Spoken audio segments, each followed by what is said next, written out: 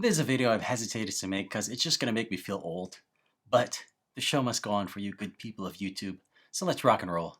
Here's the deal. 10 years ago I learned to code, not in high school, not in college, but self-taught in my mom's basement as a post-college professional. My programming language of choice back then was Java, which is surprisingly still the most popular programming language in the world. But since then I've switched over to Apex, which is very similar to Java, and it's focused on the Salesforce platform. Eventually, I got a job at Google, and for the past 7 years, I've been teaching millions of visitors to my website, sftc99.com, how to code, and I've also been really active in the Learning to Code community. And while I spend most of my time in Apex, this video is not particular to Apex or any one programming language. It's really about the broader Learning to Code landscape. So let's jump right into this. I'm going to give you reasons why it's easier to learn to code in 2020, and I'll also give you reasons why it's harder. And at the end, I'll give you whippersnappers my personal final opinion on this. And yes, I am going to do my best to avoid grandpa moments like, back in my day, we used to walk 5 miles to school in the snow, uphill both ways. But no promises, let's see what happens. Learning to code in 2020 is harder because there's just so much competition nowadays. Unlike 10 years ago, it's actually cool to learn to code. Or, as the young people would say, it is lit. Or maybe it's not. What do I know about what's cool? I'm just an old man. But what I do know is that the entire world knows the value of coding these days. In the US, computer science as a degree has grown in popularity. But what's more interesting to me is how much more international competition you have these days. I visited a college in India to teach code once, and I was shocked. Everyone there, literally everyone there, knew how to code. And it's not just India either. You have programming hubs opening up in the Philippines, in Ukraine, in Argentina, in Poland, and more. And so if you're going for a tech job in the US, not only do you have to compete with a growing number of programmers within your country, you also have to compete with a significantly growing number of programmers outside of your country who are probably just as smart as you and are willing to work for a fraction of your pay.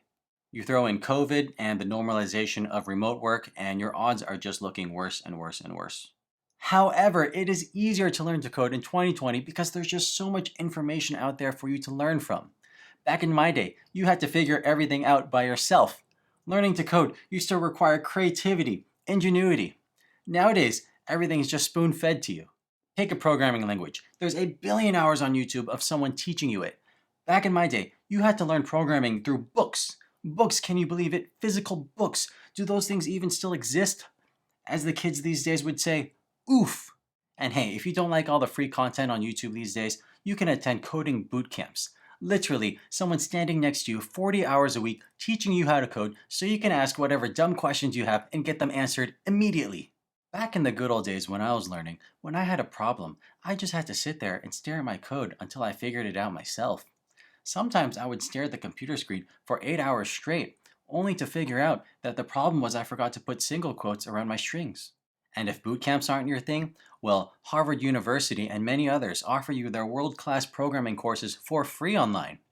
And if you don't like that, you can pay for courses on platforms like Udemy, Coursera, Pluralsight, and more.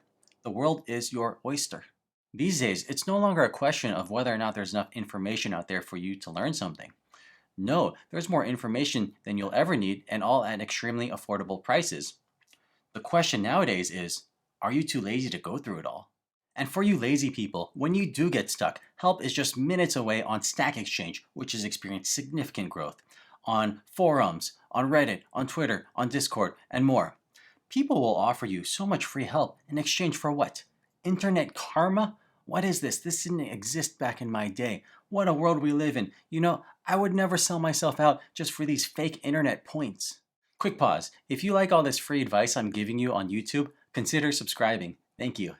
Okay, learning to code in 2020 is harder because there's just so much for you to learn these days. The sheer amount of programming languages, frameworks, APIs, algorithms is just overwhelming. And the things people are doing with code is just so powerful and so much more complex than before. And you have to mentally take on all this burden. Also, the rate of change in the programming industry just seems to be accelerating so much. Just when you think you've become comfortable with the latest JavaScript framework, guess what? It's no longer the hip thing to use. There's a steezy, new JavaScript framework on the block and all the cool kids are using it. Oof! On the flip side though, modern programming languages and tools have made it so much easier to write powerful code. So many things exist now just to make your life easier. IDEs, code libraries, open source projects, these things practically write your code for you. And yes, technology is changing very quickly these days, but that can be an advantage for you. It is much easier competing against people in a brand new programming language than it would be competing against people in a mature programming language market that's been around for 10 years or more. Last one, learning to code is easier these days because you actually know it's possible. The biggest struggle I had while learning to code was believing that a guy like me could do it. Someone with a full-time job and a dead-end career who had already graduated from college with a non-technical degree. This might sound like a silly thing here, but the mental hurdles are significant. It's like the 4-minute mile. For years, experts said it was impossible for a human being to run a mile in under 4 minutes, and so no one could do it. And then suddenly someone did. And after that, the floodgates just opened up, and suddenly everyone was running a mile in under 4 minutes.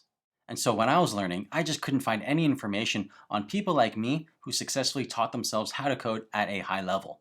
But nowadays, these stories are a dime a dozen. It's not even that big a deal anymore. Heck, some coding bootcamps even guarantee they'll find you a job afterwards. And on my website, I've posted at least 50 coding success stories. And of course, you have me.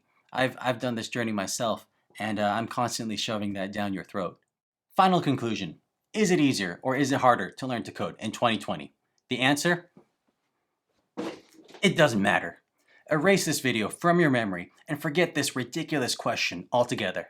You want to learn to code? Well, you know it's possible. Go do it. Don't waste your time searching the internet for excuses why you should not do something in your heart that's important to you. Is it easier to code? Maybe. Is it harder? Maybe. Who cares? If your conviction to learn to code is as fragile as this YouTube video, then you know what? Maybe you shouldn't learn to code. You were never really serious in the first place.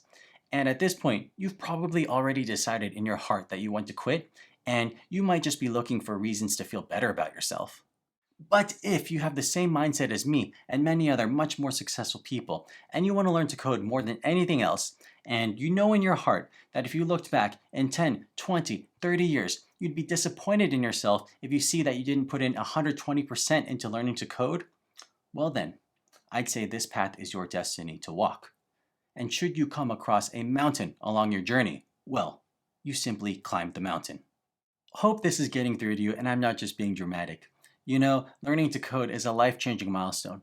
I personally owe my entire career to it, and whatever seemingly innocent decisions you make today could forever change your life. It's very important. So contemplate appropriately.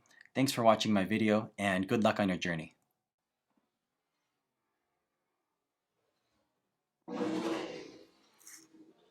It doesn't matter.